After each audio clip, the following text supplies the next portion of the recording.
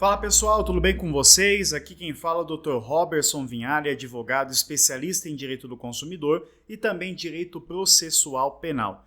Nesse vídeo eu gostaria de trazer para vocês 4 dicas que você precisa saber, 4 coisas que você precisa entender antes de contratar um advogado. Indo direto ao ponto, a primeira delas é: a advocacia é atividade meio, não é atividade fim. Ou seja, é diferente de tantas outras profissões que você contrata pelo resultado. Você contrata um arquiteto, você contrata um engenheiro, você contrata um dentista, você quer o resultado. Você paga por isso para ter o resultado. Eu quero construção de uma casa, então eu vou atrás dos profissionais, arquitetura, engenharia, o pessoal lá que vai botar a mão na massa, na construção, literalmente os mestre de obras, pedreiros, enfim. Você contrata os profissionais, esse tipo de serviço, exatamente para uma finalidade, mas a advocacia não é assim. Em primeiro lugar, o advogado é indispensável à administração da justiça. Isso está lá na própria Constituição Federal, no artigo 133. É a única profissão, a única profissão que está na Constituição Federal que é indispensável à administração da justiça. Então a gente já começa aí. Quando o cliente contrata o advogado, ele precisa ter em mente que ele está contratando o acesso ao judiciário. É lógico que o advogado tem as suas teses. É lógico, nós já vamos falar a respeito disso, que cada profissional é um profissional. Mas você precisa entender que você não está contratando um advogado para uma atividade fim, mas uma atividade meio. Então, tenha em mente que o advogado é o meio pelo qual o cliente tem acesso ao poder judiciário, ok? Partindo desse princípio, nós temos aqui a nossa segunda dica de que você precisa saber com relação a isso. O advogado não tem bola de cristal, certo? Ele não tem como prever o resultado de uma ação e te dar certeza, com relação a isso. Por que eu digo isso? Porque muitas pessoas contratam o advogado, eu até trouxe aqui para não esquecer, as 4 dicas. Muitas pessoas contratam um advogado fazendo aquela pergunta: doutor, é causa ganha?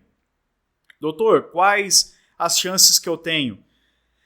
E tenha em mente isso, gente. O advogado que ele é responsável e um advogado que é profissional, ele não vai dizer para você que é causa-ganha. Primeiro, ele não pode se comprometer. Segundo, ele não sabe qual vai ser a sentença, certo? E terceiro, se a sentença não for de acordo com aquilo que o cliente esperava, ainda há possibilidade de recurso, certo? Então, não tem condição alguma de o advogado dizer para o cliente: olha, é causa-ganha.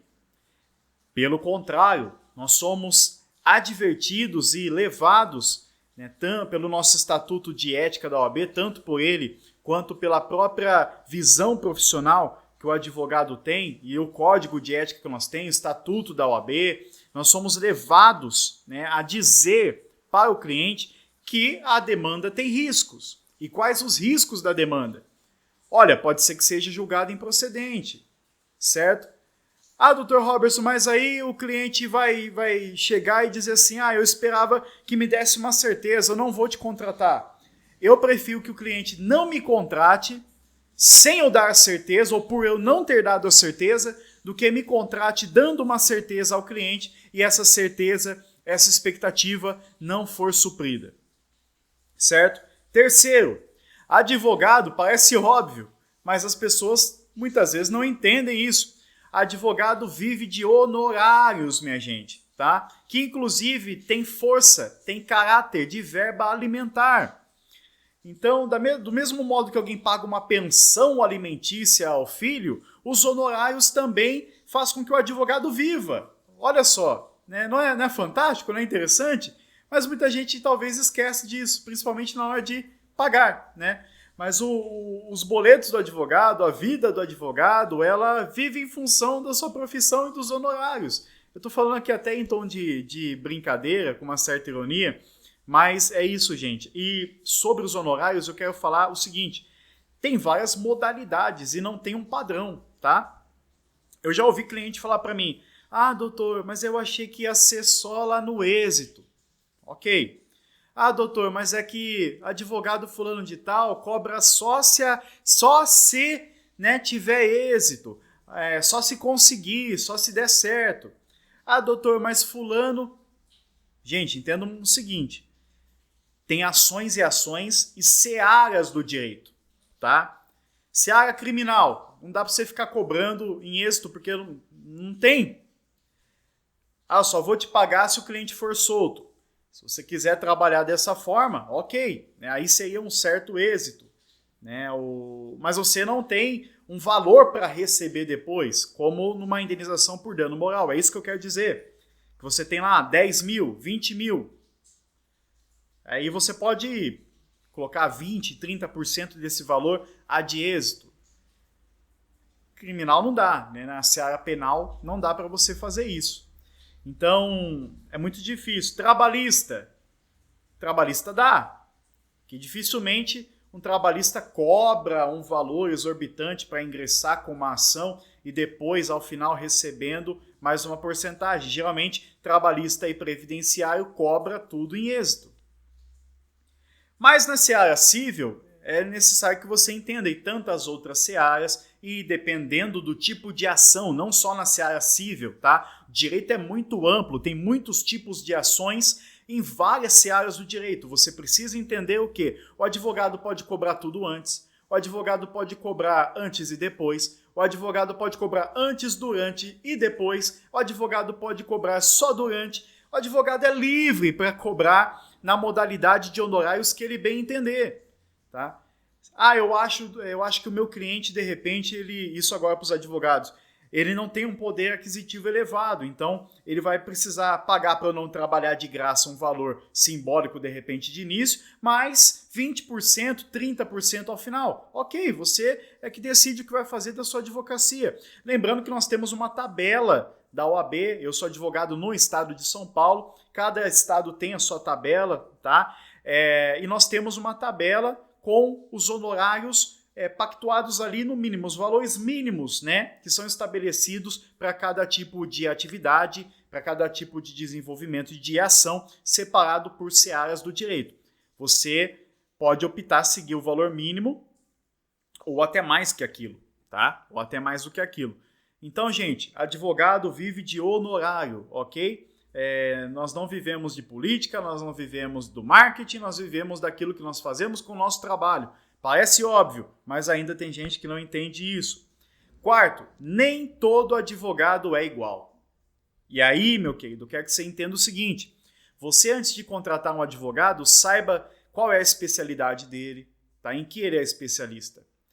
Ele está só com a bagagem da faculdade ou ele está com pós-graduação nas costas, mestrado, doutorado? Como que é? Tá? Os cursos que o advogado faz encarecem os honorários. Lógico, ele está investindo naquilo. As pessoas não conseguem entender que o trabalho intelectual do advogado é trabalho, tá? Você não está vendo uma casa sendo construída, mas o trabalho intelectual do advogado é trabalho. Ah, mas é só uma dúvida, só me responde isso. Esse só uma dúvida, só me responde isso é trabalho do advogado. Por isso, você precisa estar bem amparado, você precisa estar bem patrocinado, bem assistido. Se o seu advogado é especialista, e eu digo que eu sou especialista em direito do consumidor e direito processual penal, não porque eu só trabalho com isso, tá? Tem uma diferença. Tem gente que bota o título lá, especialista. Por quê? Porque ele só faz aquilo. Mas ele não é especialista de fato. Ele não tem uma pós-graduação, ele não tem o mestrado, o doutorado. Então ele só faz a área do direito do consumidor, por exemplo, só faz a área criminal, tributária, trabalhista, e ele coloca especialista em. Mas precisa ter, tá, um diploma para ser especialista. E diploma, muitas vezes, não quer dizer também muita coisa, é verdade. Tá? Tem gente com muitos diplomas e que não sabe ainda trabalhar, e tem gente que acabou de sair da faculdade e é competentíssimo. Não estou entrando nessa questão, tá? Preciso que vocês entendam isso também. Mas procure saber quem é o seu advogado, quais cursos ele fez, né? Que ações ele tem, se realmente o que ele fala é aquilo mesmo, procure saber. Tá? Se de repente ele tem tantas ações como ele fala, se é um advogado conceituado, e às vezes trabalha no escritório renomado, mas enfim, vamos deixar, né, esse assunto para um outro vídeo. E não é tão assim como, tanto quanto o escritório renomado parece ser.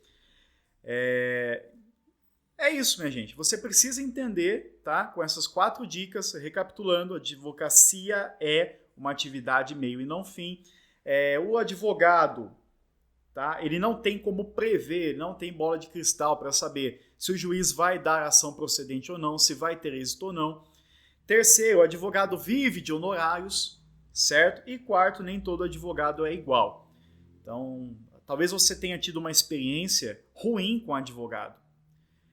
Você contratou em algum modo que você precisava de que ele trabalhasse em alguma ação anterior e de repente você se frustrou com isso. Aí a imagem que você tem é que o advogado, todo advogado, olha, advogado é bom, né? Todo advogado é igual, mas não é, tá? Não é advogado também, gente, pelo amor de Deus. Mas que todo advogado é igual e não é. E já tem aqui mais ideias para pelo menos 2 tópicos para um outro vídeo, senão vai ficar muito longo, então já deu o que tinha que dar, já passou do tempo, tá? Procure sempre um advogado da sua confiança. Saiba qual área ele atua, quais ações ele tem, quais são os clientes. Já não chega perguntando, doutor, mas é causa ganha? Se porte também com o cliente de que sabe o que está fazendo, tá? E que sabe que está recorrendo a um advogado como atividade meio e não atividade fim. Então é a informação que nós estamos trazendo aqui para você. Procure sempre um advogado em que você confia, um advogado que você pode abrir seu coração, né? Trazer, e advogado também não é psicólogo, mas muitas vezes acaba sendo. Trazer a sua causa, confiar, olha só, você vai confiar a sua causa nas mãos de um advogado, então saiba quem você está contratando. Tá bom, gente boa? Até mais, até o próximo vídeo, espero ter ajudado aqui com essas dicas. Um abração aqui e até logo.